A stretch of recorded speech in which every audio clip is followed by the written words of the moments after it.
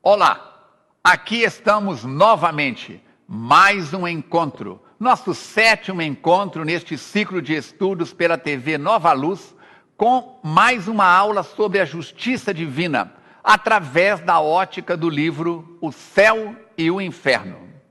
Estamos estudando o capítulo 1º desta obra e hoje encerraremos esta etapa. Vamos iniciar nossa videoaula com um mergulho nas páginas do livro Justiça Divina, com Emmanuel Espírito a nos ensinar na lição Contrassensos.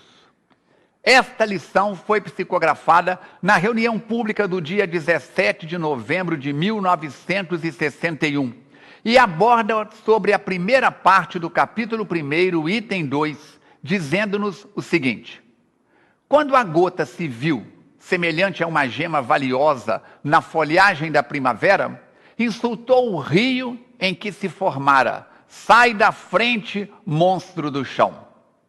Quando o tronco se agigantou diante do firmamento, blasfemou contra a própria raiz: não me sujem os pés.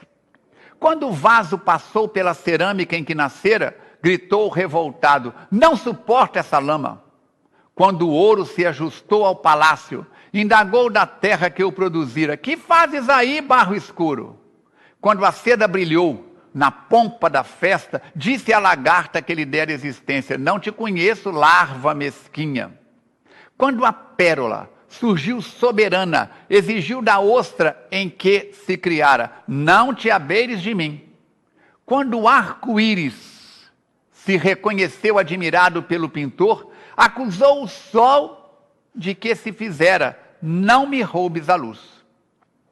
Copiando estes contrassensos figurados da natureza, o homem insensato, quando erguido ao pedestal do orgulho pelos abusos da inteligência, costuma escarnecer de si próprio, afirmando jactancioso: a vida é poeira e nada, e Deus é ilusão. Vamos neste primeiro capítulo para o item 3. Vamos observar as palavras colocadas a nosso favor. Suponhamos que um povo, por uma circunstância qualquer, adquire a certeza de que será aniquilado em 8 dias e nada mais restará de sua gente. Entregar-se-á ao trabalho para viver? Respeitará os direitos dos semelhantes? Haverá para ele essa emergência qualquer dever? Seguramente não.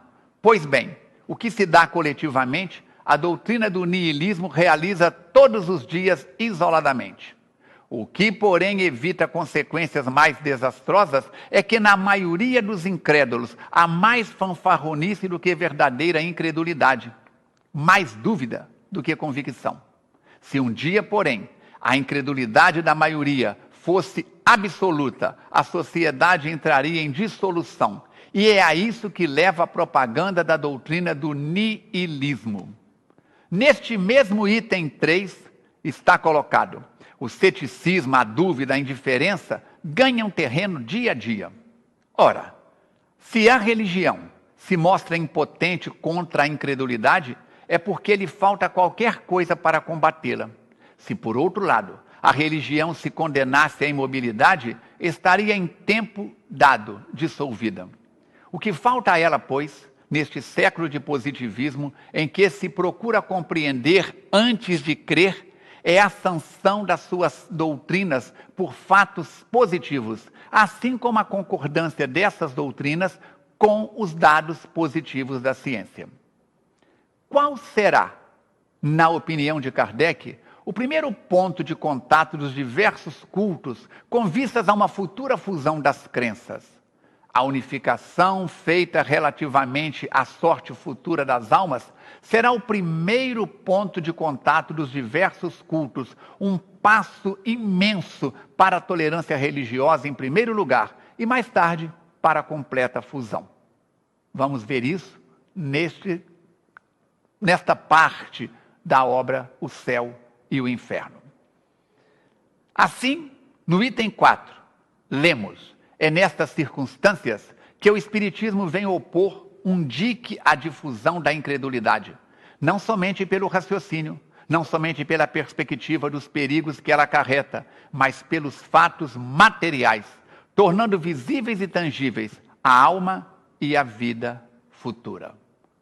Retornemos para as páginas do livro Justiça Divina, com Emmanuel Espírito a nos ensinar na lição Experiência Religiosa. Lição essa que foi psicografada também em 1961, na reunião pública do dia 13 de novembro. Trata ela da primeira parte, capítulo 1, item 4. Deploramos as calamidades de que o materialismo se faz a nascente e insistirmos pelo retorno à fé religiosa para que a responsabilidade seja colocada no lugar que lhe é próprio. Apontamos a excelência da virtude, traçamos roteiro à vida heróica, articulamos cruzadas de rearmamento moral e esclarecemos a redenção de costumes. É forçoso reconhecer, no entanto, a inevitabilidade da ação para definir a função. Contraditório aconselhar uma estrada e seguir noutra. Toda escola é centro indutivo. Formam-se engenheiros nas disciplinas em que outros engenheiros se tornaram instrutores. Fazem-se mecânicos no trabalho em que outros mecânicos se fizeram exímios. O invento pede uso, a teoria espera demonstração. Assim também na experiência religiosa. Imaginemos se o Cristo, a pretexto de angariar contribuições para as boas obras, houvesse disputado a nomeação de Mateus para exercer as atribuições de chefe do erário, no palácio de Antipas. Se para garantir o prestígio do Evangelho, passasse a frequentar os corredores do pretório com o intuito de atrair as atenções de Pilatos.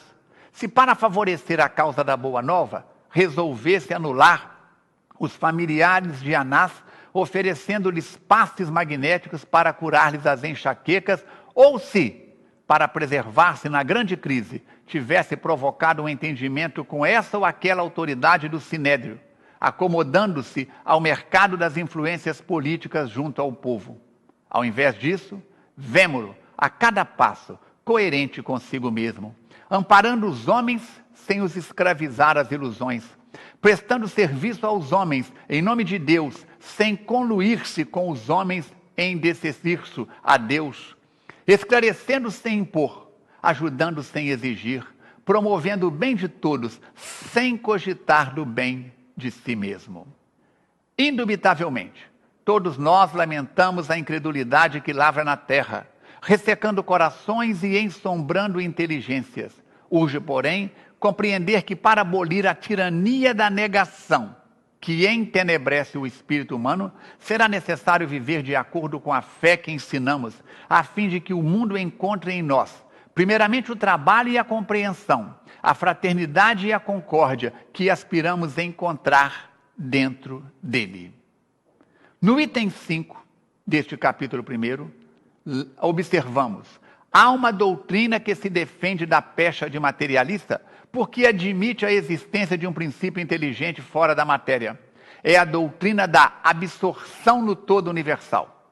Segundo essa doutrina, cada indivíduo assimila ao nascer uma parcela deste princípio, que constitui sua alma e lhe dá vida, inteligência e sentimento. Pela morte, essa alma volta ao foco comum e perde-se no infinito, como uma gota d'água no oceano. Embora seja um passo adiantado com relação ao puro materialismo, as consequências de uma e outro são exatamente as mesmas. Acenando com a aniquilação da individualidade do ser humano, tal doutrina é, sob o ponto de vista das consequências morais, tão insensata, tão desesperadora e tão subversiva como o materialismo propriamente dito. Assim, segundo Kardec, 3 são as alternativas que se apresentam aos homens. Quais são elas?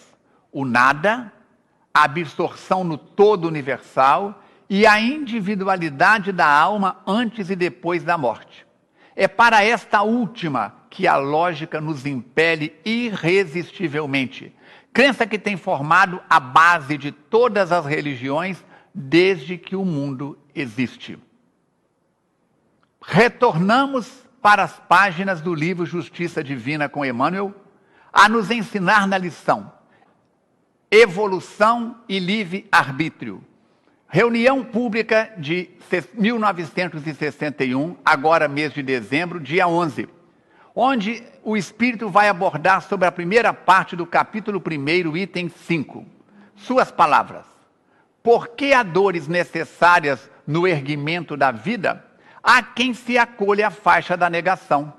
Ainda agora, muitos cientistas e religiosos, encastelados em absurdos afirmativos, parecem interessados em se anteporem ao próprio Deus.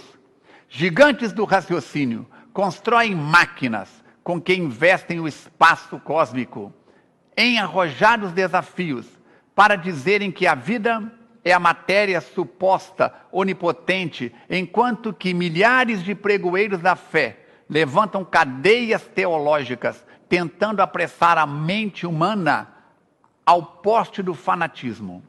Na área dos semelhantes conflitos, padece o homem o impacto de crises morais incessantes. Não te emaranhes, porém, no labirinto. O mundo está criado, mas não terminado. De ponta a ponta da terra, vibra candente a forja da evolução. Problemas solucionados abrem campo a novos problemas. Horizontes abertos descerram horizontes mais amplos, e na arena da imensa luta, o Espírito é a obra-prima do universo, em árduo burilamento. O Criador não vive fora da criação. A criatura humana, contudo, ainda infinitamente distante da luz total, pode ser comparada ao aprendiz limitado aos exercícios da escola. Cada civilização é precioso curso de experiências, e cada individualidade, segundo a justiça, deve estruturar a sua própria grandeza. Examinando o livre-arbítrio que a divina lei nos faculta, consideremos que nós mesmos, imperfeitos quais somos, não furtamos impunemente uns dos outros a liberdade de conhecer e realizar. Pais responsáveis, não trancanfiamos os filhos em urnas de afeto exclusivo com a desculpa de amor.